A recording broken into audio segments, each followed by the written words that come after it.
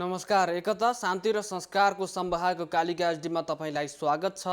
म सुनिल पराजुले। कालिका समाचार सुरु गरौं प्रमुख समाचारका शीर्षकहरूबाट। कालिका समाचारको साथमा Vijay steel, one to rule, Vijay cement, तपाईको सपनाको मजबुत निर्माण। यस यामाहा।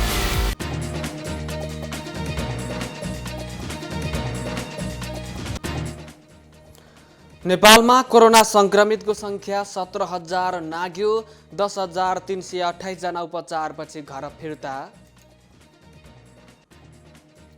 नेकपाका दुई अध्यक्ष ओली र प्रचण्डबीच भेटवार्ता। पार्टीभित्रको विवाद, बाढी पहिरो पीडितको व्यवस्थापन लगायतका विषयमा छलफल। सावधानी नअपनाए कोरोना महामारीले भयावह रूप लिन सक्ने डब्ल्युएचओको भनाई। रोकथामको टेस्ट, ट्रेस, आइसोलेसन र क्वारेन्टाइन बढाउनु पर्नेमा जोड। र अन्तर्राष्ट्रिय स्पोर्ट्स च्यालेन्जमा नेपाललाई थप 3 पदक।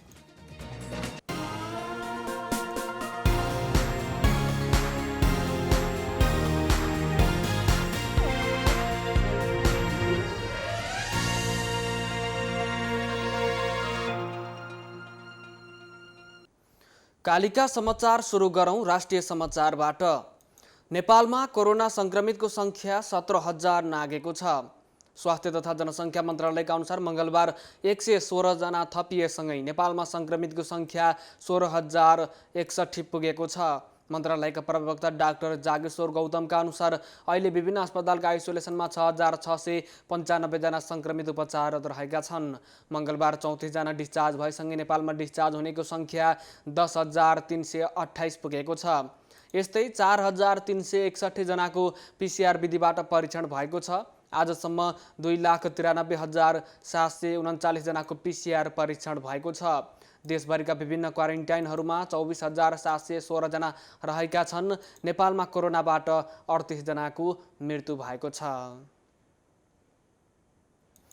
प्रधानमन्त्री एवं नेपाल कम्युनिस्ट पार्टी नेकपाका अध्यक्ष केपी शर्मा ओली र अर्का अध्यक्ष पुष्पकमल दाहाल प्रचण्डबीच मंगलबार छलफल भएको छ। उहाँहरूबीच 6 दिनपछि छलफल भएको हो। बालुवाटारमा भएको छलफलमा पार्टीभित्रको विवाद कम गर्ने, बाढी पहिरो पीडितको व्यवस्थापन, कोरोना भाइरस नियन्त्रणको लागि भएका काम लगायतको विषयमा छलफल भएको प्रधानमन्त्रीका प्रेस सल्लाहकार सूर्य थापाले जानकारी दिनुभएको छ। दुई अध्यक्षले संवाद जारी राख्ने जनाएको पनि बताइएको छ। पार्टीभित्रको विवादका कारण असार 10 गते सुरु भएको स्थायी कमिटीको बैठक असार 18 गते यता बस्न सकेको छैन। दुई अध्यक्षले सहमतिको बिन्दु पहिल्याउने र स्थायी कमिटी बैठक बोलाउने नेकपाको तयारी छ। प्रचण्ड, माधव नेपाल तथा झलनाथ खनाल समूहसहित सचिवालय र स्थायी कमिटीका बहुमत सदस्यले प्रधानमन्त्री ओलीको राजीनामा मागेका छन् भने ओली पक्ष त्यसको लागि तयार भएको छैन। क्षमताभन्दा बढी कैदीबन्दी रहेका कारागारहरूको भौतिक अवस्थाका कारण कोरोना संक्रमणको जोखिम बढेको छ। कारागार, बाल सुधार गृह र हिरासत कक्षहरूको भौतिक संरचनाको कारण कोभिड-19 को जोखिम बढेको हो। महान्यायाधिवक्ता अग्नि खरेलले कारागारहरूको अनुगमनका क्रममा सबै ठाउँमा स्वास्थ्य कर्मीहरूको अभाव देखिएको बताउनु भएको छ। कोभिड-19 संक्रमणबाट सुरक्षित रहन सावधानी अपनाएको पाइए पनि स्वास्थ्य सेवाको उपलब्धता प्राथमिकतामा राखेको नदेखिएको उहाँको भनाइ छ। सबै स्वास्थ्य सुरक्षाका उपायहरू प्रभावकारी रूपमा अवलम्बन गर्नुपर्ने आवश्यकता औल्याउँदै उहाँले दैनिक रूपमा कारागार हिरासत कक्षका भेटघाट कक्षहरू सेनिटाइज गर्नुपर्ने आवश्यकता रहेको बताउनु भएको छ। संसदको राज्य व्यवस्था तथा सुशासन समितिमा भएको छलफलमा उहाँले बाल सुधार गृहहरूमा आधारभूत पुस्तकालय र शिक्षकको व्यवस्था नभएको बताउनु भएको छ। सर्वोच्च अदालतका मुख्य रजिस्ट्रार निप्रध्वज निरौलाले प्रत्येक कारागारमा कम्तीमा 1 जना कानुनी अधिकृत हुनै पर्ने आवश्यकता रहेको बताउनु भएको छ। भौतिक पूर्वाधारको अवस्था कमजोर रहेको उल्लेख गर्दै उहाँले विचाराधीन मुद्दाका अभियुक्तलाई स्थानान्तरण गर्दा समस्या हुने गरेको पनि बताउनु भएको छ। धेरै ठाउँमा कैदी र थुनुवालाई एकै ठाउँमा राखिएको पाइएकोले त्यस्तो गर्न कानुनले बन्देज गरेको तर्फ ध्यान दिन उहाँले आग्रह गर्नुभएको छ। गृहमन्त्री रामबहादुर थापाले सुधार गृहको रूपमा विकास हुनुपर्ने कारागारहरू अहिले पनि यातना गृह र अपराध गृह जस्तो अवस्थामा रहेको बताउनु भएको छ। सबै ठाउँमा भवनहरू जीर्ण अवस्थामा रहेको उहाँले बताउनु भएको छ। सरकारी अवधारणा अनुसार कारागारहरूलाई सुधार गृहको रूपमा रूपान्तरण गर्नुपर्ने उहाँको भनाइ छ। कारागार व्यवस्थापन विभागका महानिर्देशक द्रोण पोखरेलले कारागारभित्र न्यूनतम भौतिक सुविधा र कैदीलाई गरिने व्यवहारलाई कसरी सुधार गर्न सकिन्छ भन्ने आवश्यकता आफूले पनि महसुस गरेको बताउनु भएको छ। कोभिड-19 संक्रमणको जोखिम कम गर्न भेटघाटलाई नियन्त्रण र व्यवस्थित गरिएको उहाँले बताउनु भएको छ। प्रतिनिधि सभाको महिला तथा सामाजिक समितिले मधेसी समुदायको हितलाई केन्द्रमा राखी ठोस योजना बनाएर काम गर्न मधेसी आयोगलाई निर्देशन दिएको छ। समितिले सामाजिक एवं सांस्कृतिक कुरीतिबाट प्रभावित मधेसी समुदायको बृहत्तर हितको लागि आयोगले कार्ययोजना बनाई कार्यान्वयन गर्न नसकेको भन्दै गम्भीरतापूर्वक ठोस योजना बनाई काम गर्न निर्देशन दिएको छ। समितिको मङ्गलबारको बैठकमा मधेसी आयोगका अध्यक्ष डाक्टर विजय कुमार दत्तसँग आयोगको वार्षिक प्रतिवेदन 2076 माथि छलफल गरेपछि समितिका सभापति निरुदेवी पालले गम्भीरतापूर्वक एकीकृत नीति बनाई काम गर्न निर्देशन दिनुभएको छ। आयोग अहिलेसम्म मधेस क्षेत्रमा बस्ने सबै समुदाय मधेसी हुन् या अन्य क्षेत्रमा बस्ने समुदाय पनि मधेसी हुन् भन्ने सम्बन्धमा निर्णयमा पुग्न नसक्दा आयोगको काम कारबाहीमा समस्या आएको भन्दै शीघ्र निर्णयमा पुग्न समितिले निर्देशन दिएको छ। समितिले आयोगबाट प्रस्तुत वार्षिक प्रतिवेदन 2076 मा अनियमितता भएको जनगुनासो आएकोले समितिलाई लिखित रूपमा सबै विवरण उपलब्ध गराउन निर्देशन पनि दिएको छ। आयोगले आर्थिक वर्ष 2075-76 को वार्षिक प्रतिवेदनमा उल्लेख भए अनुसार आर्थिक वर्षको अन्त्यको लागि 3 महिनामा 23 दिनमा 32 लाख रुपैयाँ खर्च गरी विभिन्न गोष्ठी एवं अनुशिक्षण कार्यक्रम गरेको र त्यसको प्रभावकारिता नदेखिएको तर आयोगले बजेट सक्नको लागि कार्यक्रम गरेको भन्दै आयोगको धारणा पठाइदिन निर्देशन दिएको छ। समितिले एकै दिन विभिन्न जिल्लामा गरिएका गोष्ठी तथा प्रशिक्षण कार्यक्रममा आयोगका अध्यक्षको उपस्थिति कसरी भयो भन्ने सम्बन्धमा समेत आयोगसँग लिखित जवाफ माग गरेको छ। यस्तै कार्यक्रम गरिएको दिन गोष्ठीमा भएको खर्चको हिसाब किताब मिलाउन धेरै नै गोलमाल गरिएको जनगुनासो आएकोले सबै गोष्ठी र अनुशिक्षण कार्यक्रमको खर्चको विवरण र गोष्ठी तथा अनुशिक्षणबाट कुनै उपलब्धि नभएकोले गोष्ठीमा प्रस्तुत भएका विषयवस्तु र प्राप्त भएका सुझाव तथा निष्कर्षहरूको समेत विस्तृत विवरण लिखित रूपमा उपलब्ध गराउन समिति सभापति पालले निर्देशन दिनुभएको छ। कार्यक्रममा आर्थिक अनियमितता नगरिएको भन्दै समितिलाई अनियमितता पत्ता लगाउन च्यालेन्ज समेत दिएको छ। अध्यक्ष दत्तले आयोगको काम कर्तव्य र अधिकारभित्र मधेसी समुदायको सूचीकरण गर्ने रहे पनि अर्थ मन्त्रालयले बजेट उपलब्ध नगराउँदा काम गर्न नसकिएको बताउनु भएको छ।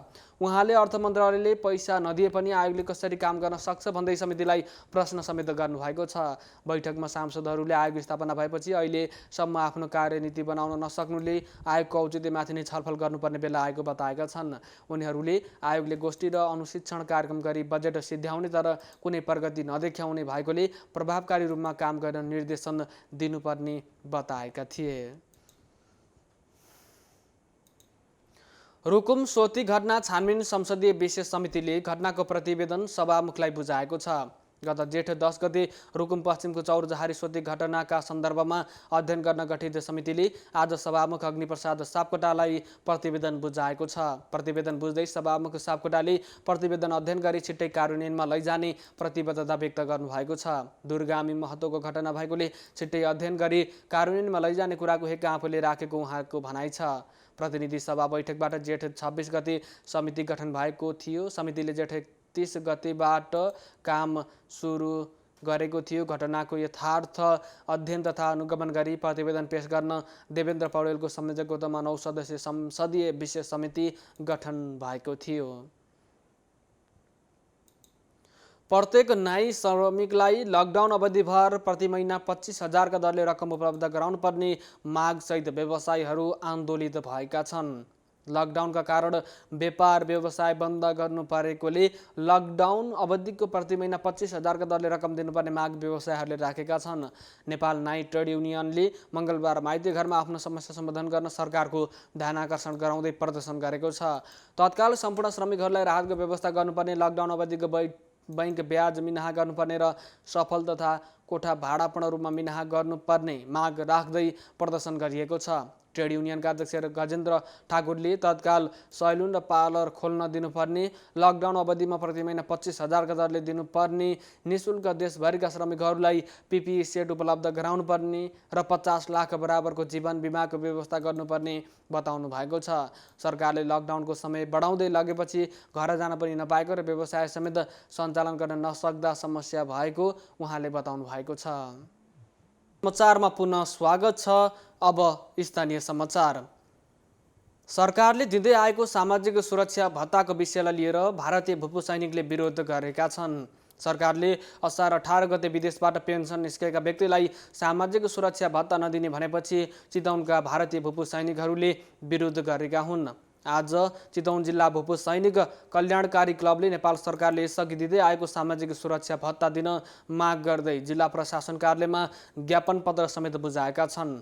विदेशमा पसिना बगाएका भरमा नेपाली नागरिकलाई भेदभाव गर्न नहुने क्लबका अध्यक्ष प्रेम खड्काले बताउनु भएको छ। विदेशबाट पेन्सन निस्केका कति व्यक्तिहरू असहाय रहेकोले उनीहरूलाई सरकारले संरक्षण गर्नुपर्ने खड्काको भनाइ छ। चितवनमा भारतीय भूपू सैनिक 5,000 भन्दा बढी रहेका छन्। अहिले सरकारले आफ्नो निर्णय तत्काल फिर्ता गर्न उनीहरूले दबाब पनि दिएका छन्।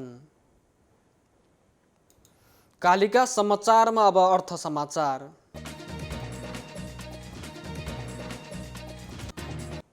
सुनको भाउ आज तोलामा 100 रुपियाँ घटेको छ। सुनको भाउ आज तोलाको 92,200 रुपैयाँमा कारोबार भएको छ। नेपाल सुनचाँदी व्यवसायी महासङ्घले सो कुरा जनाएको हो। हिजो सुन तोलामा 200 रुपियाँ बढेर तोलाको 92,300 रुपियाँ पुगेको थियो। सुनको भाउ घटे पनि चाँदीको भाउ बढेको छ। चाँदी आज तोलामा 5 रुपियाँ बढेर तोलाको 995 रुपियाँ पुगेको महासङ्घले जनाएको छ। कालिका समाचारमा अब अन्तर्राष्ट्रिय समाचार। विश्व स्वास्थ्य सङ्गठनले कोभिड-19 कोरोना भाइरस अझै भयानक हुन सक्ने चेतावनी दिएको छ। सोमबार सङ्गठनले राष्ट्रहरूले कोरोना भाइरसको लागि सावधानी नअपनाए अवस्था भयावह हुन सक्ने बताएका हुन्। सङ्गठनका महानिर्देशक डाक्टर टेड्रोस आधानोमले भनेका छन्, म सिधा कुरा भन्छु, धेरै राष्ट्रहरू गलत दिशातिर गइरहेका छन्। यो भाइरस आम मानिसको शत्रु बनिरहेको छ। कोरोना भाइरस रोकथामको लागि राष्ट्रहरूले उचित सावधानी नअपनाए सङ्क्रमित अझै बन्ने छन्। धेरै राष्ट्रहरूले कोरोना रोकथामको लागि प्रगति गरेका छन्, तर विश्वभर हेर्दा खासमा यो बढिरहेको देखिन्छ। उनले भनेका छन्, हामी सबैलाई यो हराओस् जस्तो लागेको छ। हामी आफ्नो सामान्य जीवनमा फर्किन चाहन्छौँ, तर दुःखको कुरा यो महामारी अहिले सकिँदैन। रोकथामको लागि उनले ट्रेस आइसोलेसन र क्वारेन्टाइन बढाउनु पर्नेमा जोड दिएका छन्।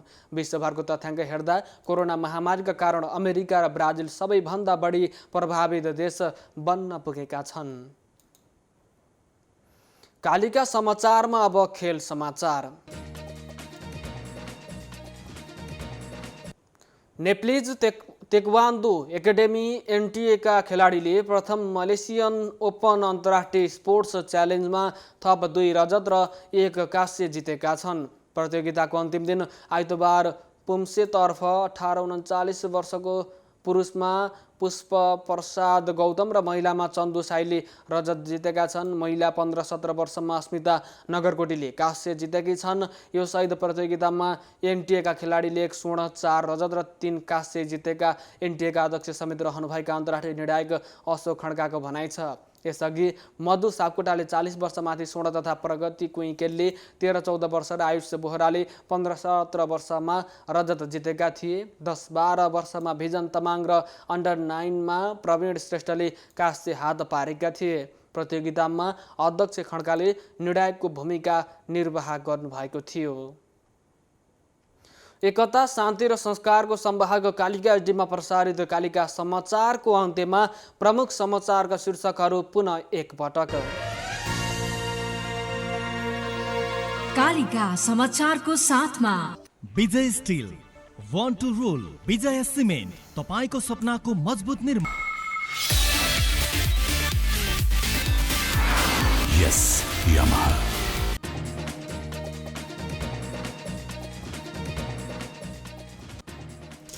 नेपालमा कोरोना संक्रमितको संख्या 17,000 नाग्यो। 10,328 जना उपचारपछि घर फिर्ता।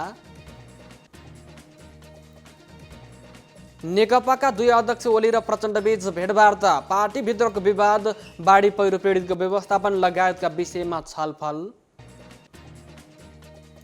सावधानी नअपनाए कोरोना महामारीले भयावह रूप लिन सक्ने WHO को भनाई। रोकथामको लागि टेस्ट, ट्रेस, आइसोलेसन र क्वारेन्टाइन बढाउनु पर्नेमा जोड। र अन्तर्राष्ट्रिय स्पोर्ट्स च्यालेन्जमा नेपाललाई थप 3 पदक।